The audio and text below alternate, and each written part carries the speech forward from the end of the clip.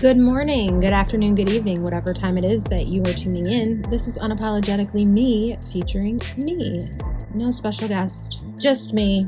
Hello to everyone. I hope you guys are having a great day. I hope you had a great week. I hope you're going to have a great weekend. Hopefully this video sees you before then, but if not, I hope you had a great weekend. To everyone who is new here, welcome. Thank you so much for clicking on this video. If you are a new subscriber, thank you so much for clicking that subscribe button. I hope that you also hit the notification bell so that you're notified every single time that I put out a video. For all of my long-term subscribers, thank you guys so much for continuing to support me and my channel. You guys always have my back, and I could not be happier with my subscribers. I want to start this video out by asking a question. Hear me out if you are new here and you have been watching other channels talk about different theories.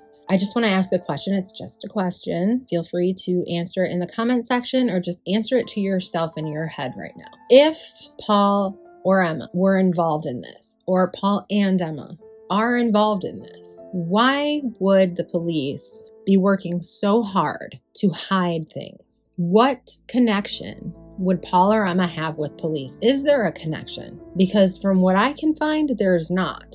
In fact, from what I can find, everything about Paul and Emma have been to debunk the police's working hypothesis because they don't believe it. They believe something else happened to her. Why would they say that? If they were guilty of something, wouldn't they just be like, oh, thank God the police are dumb.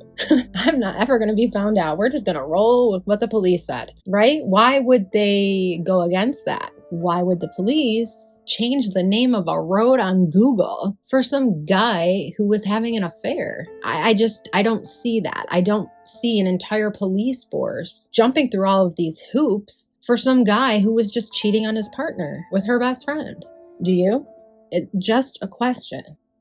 And the reason that I ask these questions is because that's where we're going to go with this video. We're going to get into everything from the beginning. We're going to go back to day one. I've talked a lot about day one in other videos, but we're really going to get into the first 48 hours of Nicola's disappearance, and we're going to go from there up until now. And we're going to see how things have changed, because what we are aware of now is not what we were originally told on day one. And I think looking back and really digging deep into what was said, there are going to be some answers within there that might help us figure out what could have happened to her. Now, I already have a theory, and it's not my only theory, but it is one that I believe to be a very strong possibility. I'll post that video up right here.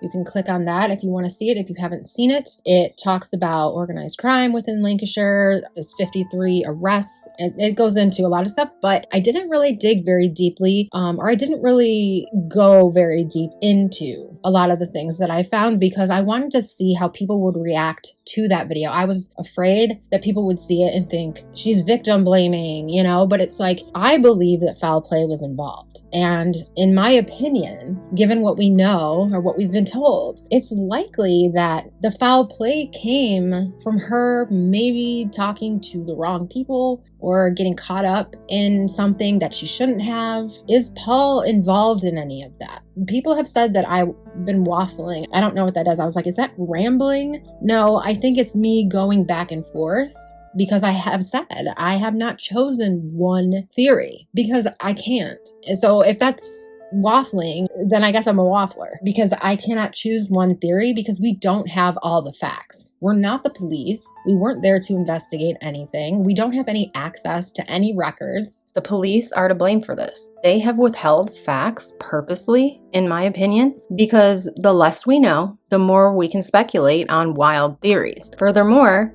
it takes the focus off of what's really going on. Ask yourself, who has been controlling the narrative?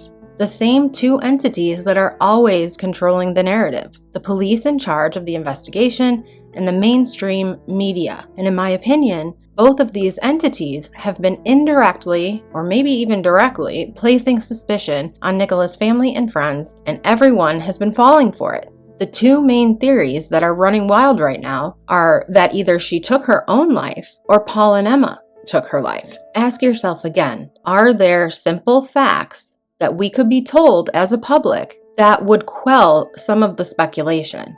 If your answer is no, then I believe you've been manipulated quite successfully, which is exactly what mainstream media aims to do. And this isn't just coming from little old me from behind my computer. This was brought up by Detective Chief Inspector Simon Harding back in February. He was quoted in a national newspaper saying where he thought Lancashire police got it wrong. He even mentioned that they lost the family's trust in the process. He claimed that Lancashire police started making mistakes the first moment that they became involved in investigating Nicola's disappearance. And in addition to that, he also claimed within the article that they're still making errors. We know some of these errors. Like, for one, they didn't cordon off the area. In that article, Simon Harding asked why, despite her out-of-character disappearance, why wasn't that picked up on immediately? He also wanted to know why the police were adhering to their hypothesis that no one else was involved, as well as why the police were no longer sharing new information on the case as it came in. When he spoke to the Sunday Times, he said, quote, "It is now crystal clear. Those closest to the investigation, her family and close friends, simply do not believe the hypothesis put to them.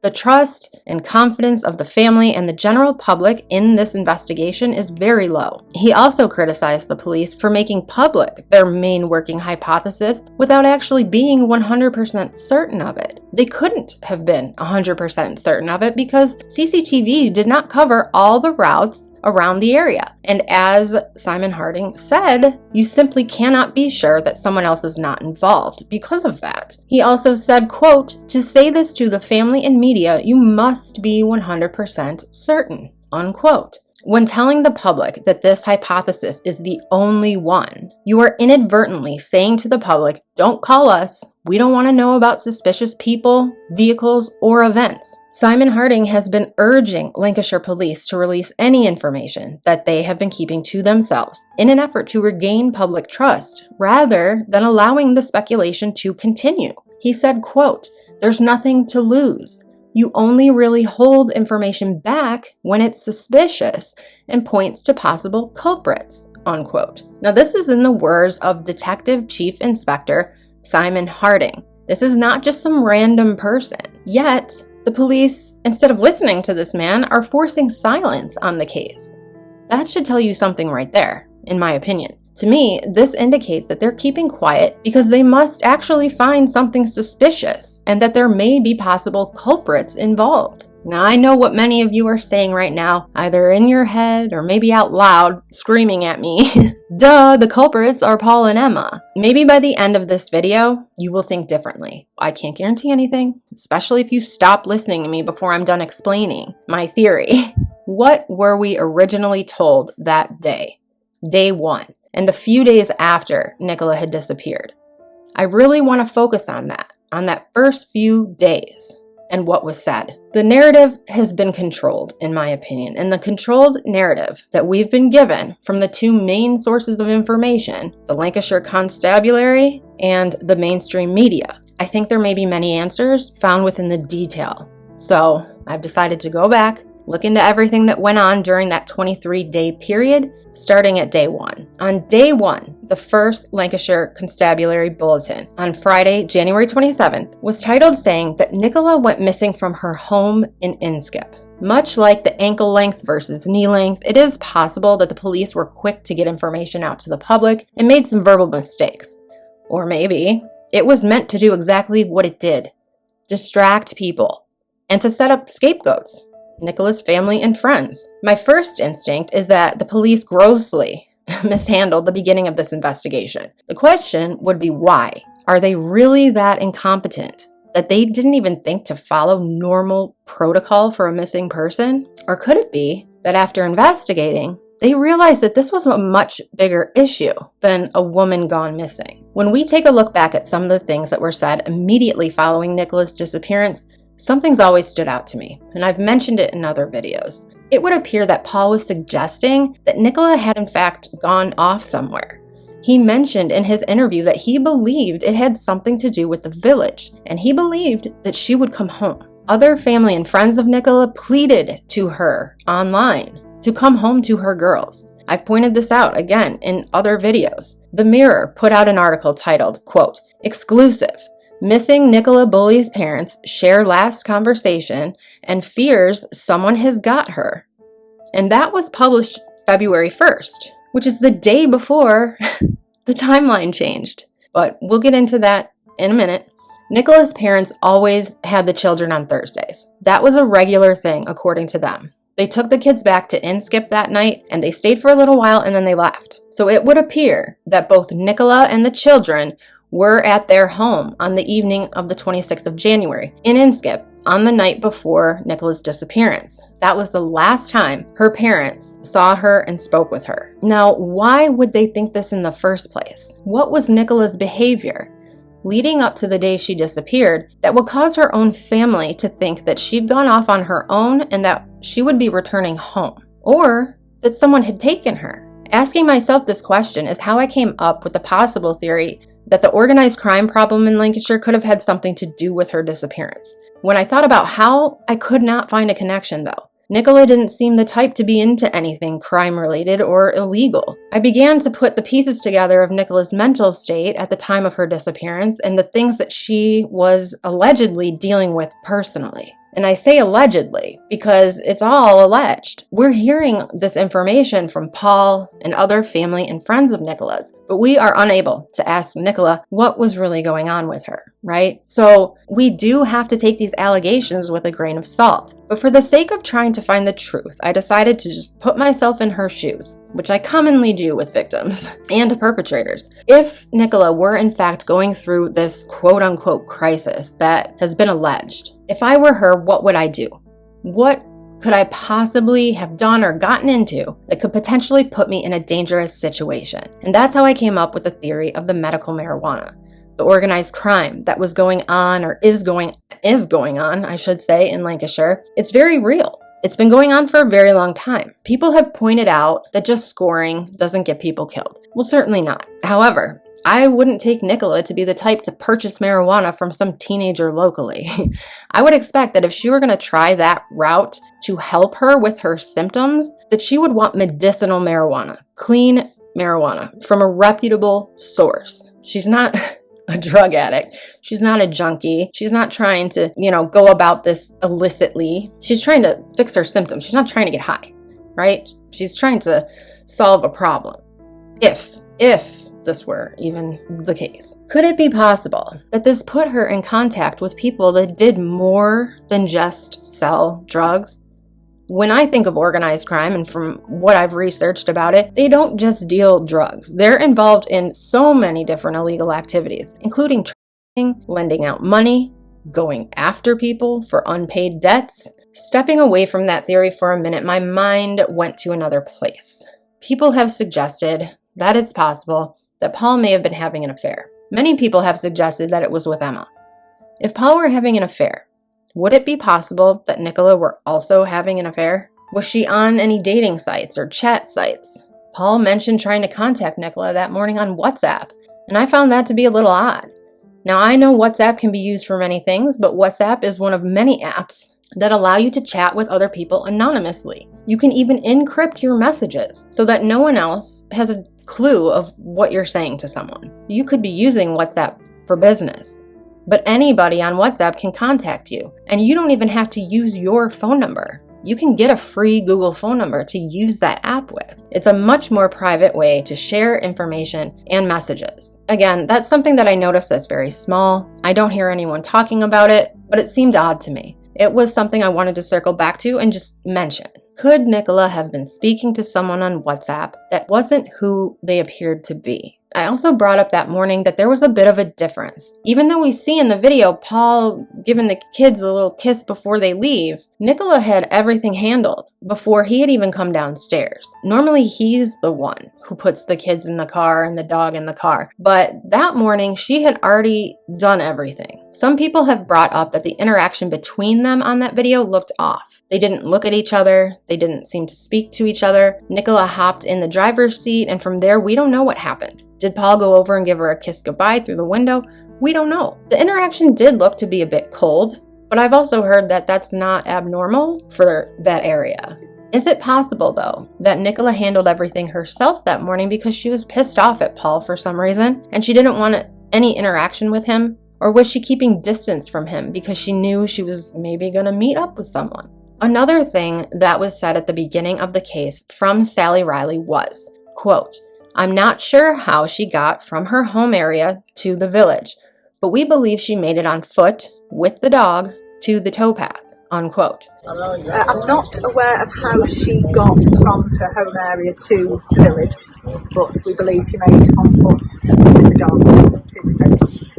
She said this at the January 30th press conference. Yet in the same speech, she said they were able to know with accuracy Nicola's exact movements with the aid of CCTV footage. So she either lied or maybe she was following a script, because clearly she didn't really know anything about Nicola's movements that morning, but she assured the public that she did. Within just a few days, that narrative had changed to she drove the kids to school, parked her car in the school parking lot, and walked from her vehicle to the towpath. I've also said from the beginning, the timeline is way off. And something else. The police were searching for dashcam footage beginning at 9:15 a.m., which is the exact time she was allegedly seen by a 70-year-old man in the upper field, but that was from the original timeline. Even when the timeline changed, as you will see, how can she be in the upper field, yet be on Garstang Road at the same time?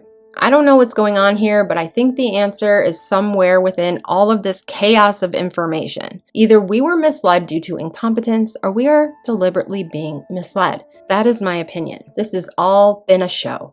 It's all been deliberate, and this is why everyone has been silenced.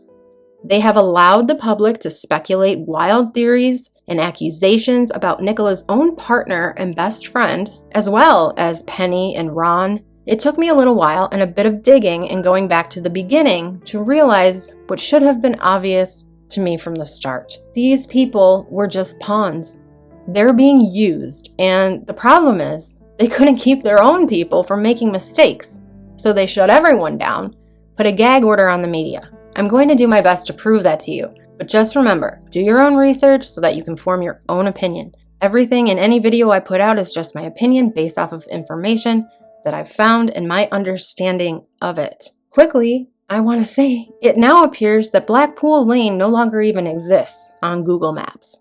It is all Garstang Road. These are the types of things that are going on within this case that make me believe that the Paul and Emma theory is just not possible. Why would the police go through all the trouble for some random guy cheating on his partner?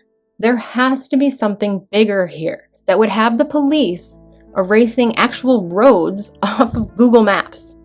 I really think that these theories need to be looked more into by more people, because I believe there is so much more to Nicola's disappearance and subsequent death.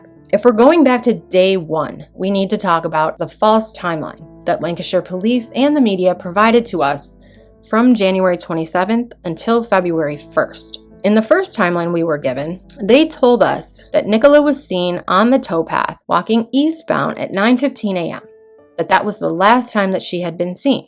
We were also told that Willow was found running off lead at 10:15 a.m., and that was when her phone was found on the bench along with the harness on the ground.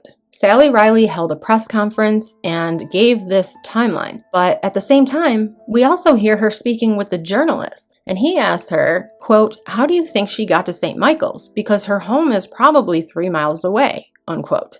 How do you think she got to St. Michael's? Because her home is probably 3 miles away, is it? Sally Riley responds, quote, "I'm not aware of how she got from her home area to the village, but we believe she made it on foot with the dog to the towpath," unquote. I'm not aware of how she got from her home area to the village, but we believe she made it on foot with the dog to the towpath. So did she know the timeline or did she not? Because it seems to me she didn't know any of Nicola's movements at that point. And this was 4 days later after Nicola had gone missing. Everyone questioned about Nicola said that Nicola's routine was to drive her children from Inskip to the school and then proceed to walk with Willow from there. So why did Sally Riley even say that she believed Nicola had made it on foot with the dog to the towpath from her home in Inskip? This is undoubtedly the press conference that caused the article to be written that was titled, "Nicola Went Missing from Her Home in Inskip." Also within that press conference, Sally Riley says, "We do believe that the likelihood is that Nicola has gone missing and that it was not a crime. So a missing woman is not suspicious." This is what I've been trying to figure out. How and why were people saying or acting like she was going to come home? Like this isn't a crime. She's just wandered off. She'll be back. Nothing to see here. That it wasn't something to be concerned about. And then all of a sudden, she has these specific vulnerabilities and it's a high risk missing person. I'm going to take a wild guess here based off of many police interviews that I have heard and watched in the past of completely different cases. When questioning Paul, the police probably asked, "Are there any things that we should know about Nicola?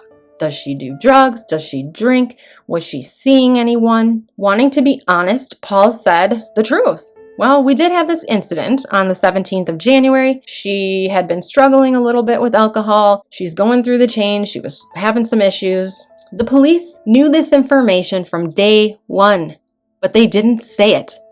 And then a few days into the investigation, they let the cat out of the bag, in my opinion, purposely. And not to victim blame, but to make it look like Paul withheld that information for some reason. Now, as I said, it's just my opinion. I cannot tell you anything 100% because I wasn't there. But I guarantee you, the police learned that information about Nicola when they first spoke with Paul, a little after 11 a.m. on the day that Nicola went missing. That was not a new detail. Paul's description of what Nicola was wearing that day was actually that she was wearing a long back gilet, along with the other items mentioned. He never said ankle length, nor did he say knee length. He said long. Sally Riley is the one who said ankle length, and this is why I've said from the start, ankle length, knee length, it doesn't make a damn bit of difference. It is thrown in there to distract you from the truth. And that's exactly what it did because people are still going on about it and on about it and on about it today.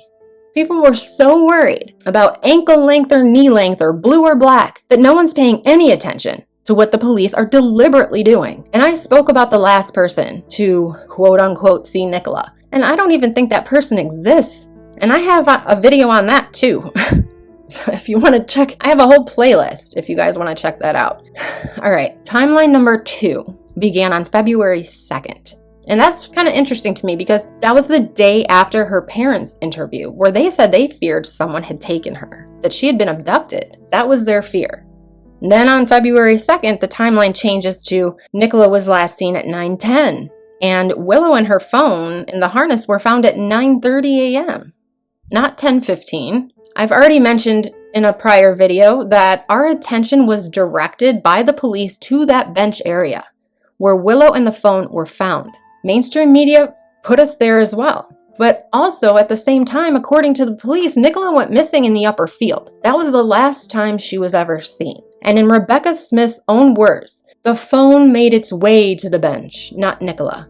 Actually, I think her exact words were, the handset made its way to the bench. She never said Nicola set her phone on the bench or Nicola made her way to the bench. It was the phone went there. What did it do? Grow feet and walk there on its own? Why were we directed to the river and the bench when we should have been looking up in the upper field in the Rowanwater neighborhood off of Garstang Road? The thing is, the police know that people were not buying what they were selling. And that's why I believe they came out with the specific vulnerabilities conference. They needed to make her look like the type to maybe unalive herself to make this river theory fit, because no one was believing that she just fell in. And in my opinion, I've already said this in a prior video, Nicola was not in the mindset to unalive herself, nor was she some raging alcoholic. I believe that she may have drank at night to relax. Maybe it became a problem, I don't know. But I was never saying I thought she was an alcoholic. I certainly do not think she was drinking that morning, nor was it a regular thing. But the police certainly wanted to make it look that way. They wanted to make it look like Paul withheld information, and they also wanted to make it look like Nicola had issues that were worth hiding, so that we would believe the river theory. The second timeline, to be exact, is that Nicola was seen at 8:43 a.m. on the towpath. at 8:47 a.m. in the lower field, and then the last sighting of Nicola was at 9:10 a.m. in the upper field before Willow was found running loose at 9:33 a.m. That 9:10 a.m. witness was supposedly somebody who knew Nicola, and it was later said that this witness said that Nicola had been talking to two other people and that they were laughing. Who are these two other people? Were they male, female? We don't know. But again, I already made a video talking about these mystery witnesses, so I'm not going to be redundant. Let's just move on. I also talked about Nicola Adam, who has since been silenced as well. How she spoke with Penny that very first day. And that Penny said that she called police immediately, which is the opposite of what the police told us. I made a video titled There's Something About Penny, and I believe I owe Penny and Ron an apology, because I think they were used as pawns in this as well. At any point in time, the police could have said something that made sense to the public and got rid of the speculation that while these people are a little off, they're probably not involved. But in order to do that, they would have to say that they either lied or that they made a mistake. So it is what it is, right? We have all been wondering the same thing. No matter what theory you believe, we have no CCTV footage that has been shown to us of Nicola that day, with the exception of the door cam footage. Nobody has publicly come forward and said that they saw her either. It's all been hearsay. It's been the police telling us, we have a witness that said this. We've never seen anyone say it or heard anybody say it and actually put their face and their name to what they're saying. I've never seen this in a case. We have witnesses that aren't really witnesses. I'm trying to think, have I ever seen this before? And I can't. Yet Rebecca Smith in the February 15th press conference said, quote, "A number of dog walkers were in the area. We have been extremely fortunate from the very start of this inquiry to have a number of witnesses, key witnesses, who know Nicola. So there is no miscommunication about the identification of who was in that field. And we also viewed a substantial amount of CCTV. We've been really fortunate and that we've had a lot which has really been able to help us pin down both Nicola's movements and also the movements of key witnesses, which is why we were able to give a timeline of events quite quickly," unquote. We know at this time that there were a number of dog walkers in the area, and we've been extremely fortunate from the very start of this inquiry to have a number of witnesses, key witnesses, who know Nicola. So there is no miscommunication about the identification of who was in that field. And also, we've viewed a substantial amount of CCTV. Again, whilst we can't cover the whole area with CCTV, we've been really fortunate in that we've had a lot, which has really been able to help us in pin down both Nicola's movements and also the movements of key witnesses, which is why we were able to give a timeline of events quite quickly. Yet, again, at the same time, it's also been widely reported that there are at least 3 CCTV blind spots where Nicola could have left the field.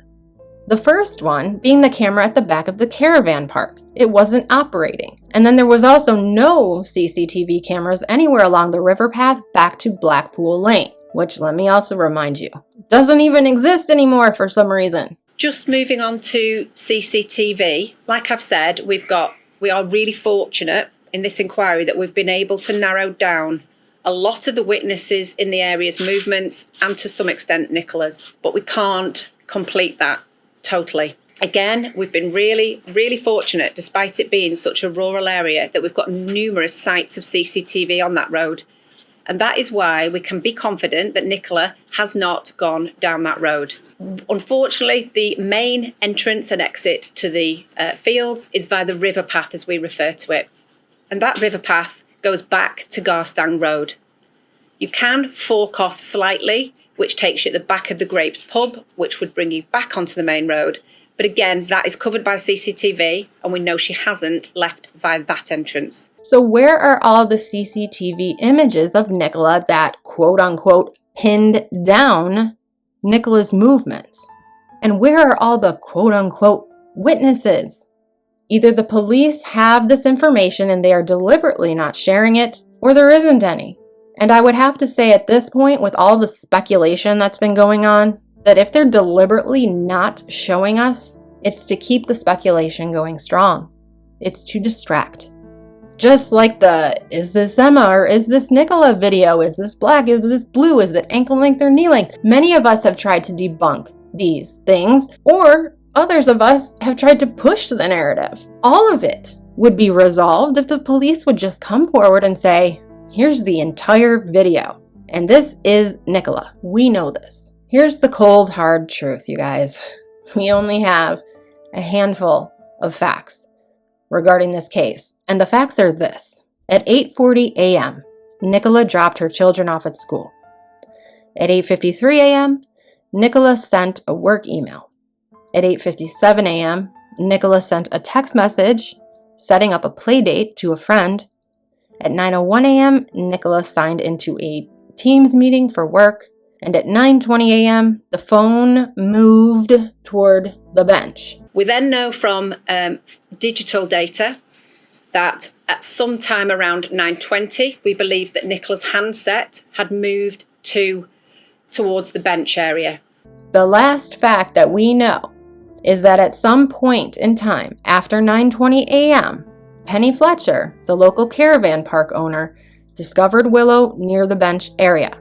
A local dog walker who is walking a dog comes across the bench and finds Willow untied, running between the bench and the gate. The mobile phone is on the bench, face upwards, still logged into the Teams call, and Willow's harness is halfway between the bench and the riverside. That witness makes a number, before returning home, she then returns and makes a number of phone calls to people, because at that point she doesn't know who the dog belongs to or who the phone belongs to, and doesn't know how to get in touch with people. She makes a number of inquiries with a local vet who can't assist her, and following a number of inquiries, eventually people return to the bench, recover the handset and Willow, and we find out that obviously they belong to Nicola. The alarm is then raised with the local school, who then in turn contact Paul, Nicola's partner, who then makes to the scene. And that's it. Those are the only facts in this case that we have been given that can be proven. I wanted to do all of this in one video because I have so much more, but I know it's probably starting to get really long. So I'm going to wrap this video up. I'm going to make this a part 1, and the next video, it'll be part 2. And part 2 will be from February 19th, which is the day that Nicola was found. And I don't want to give anything away, but if you're like me and you're thinking about other theories here, you're not going to want to miss this video, because I'm going to point out some things to you that I bet you didn't notice. But once I point them out to you, you're gonna see exactly what I am talking about. I keep wanting to say stuff, but I don't. There's just so much I wanna say to you guys, but I don't wanna give anything away. So until then, stay safe, stay healthy. Ooh-wee, do we have some nasty viruses creeping around. We had norovirus a couple weeks ago. It swept through my house. And I had a daughter with strep last week. So make sure you guys are out there taking care of yourselves. Have a great rest of your week. I will talk to you guys on the next one.